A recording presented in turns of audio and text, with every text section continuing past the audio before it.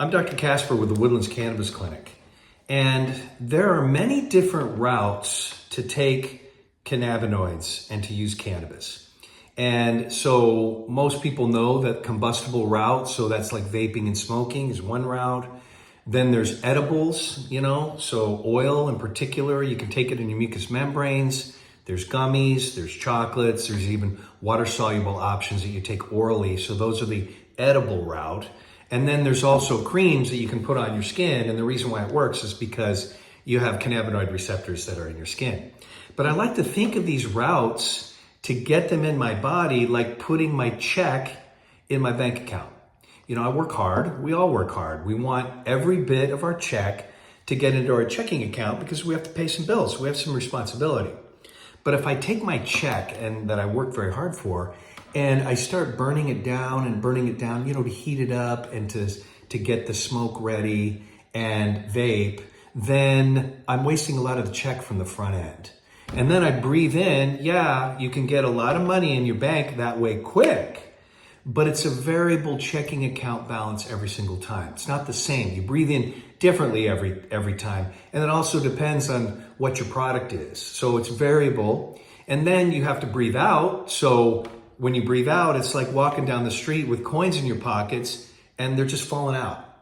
So you're losing money on the front end, you're losing money on the back end, and it's just not a very efficient method. Plus, it's a terrible checking account balance because it's different balance every time. How am I going to pay my bills with good accounting if that balance isn't accurate? It's also a terrible savings account because it only lasts 30 minutes. So as a doctor, I'm not going to treat any medical condition for 30 minutes because it just frankly doesn't work. If I'm trying to manage somebody's diabetes or high blood pressure or cardiac phenomena, I'm not going to just give them a medicine for 30 minutes and then what do they do the rest of the time? So it's not very practical and there's lots of waste on the front end and the back end.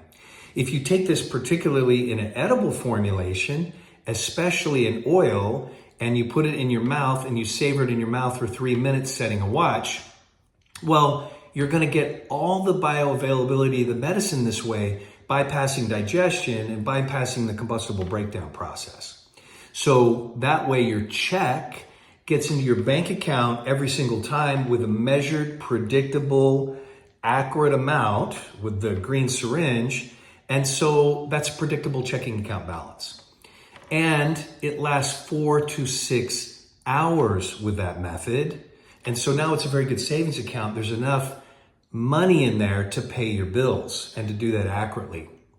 And so taking consideration the different routes of the medication, we find that the edible process is far superior, which is why we do a 3 times a day dosing, AM, midday, and 1 hour before bed dosing. Why 1 hour? Well, it takes an hour for the medicine to reach its zenith, putting you into a restful state so sleep can occur. And we have a different method at night. We want you to fall asleep, stay asleep, wake up sharp, ready to go in the morning with a predictable dose. And the daytime dose, we use a different ratio because we need to function. So we want to be able to always fire a weapon, take care of a kid, and drive a car at all times with a non-impairing dose in the day.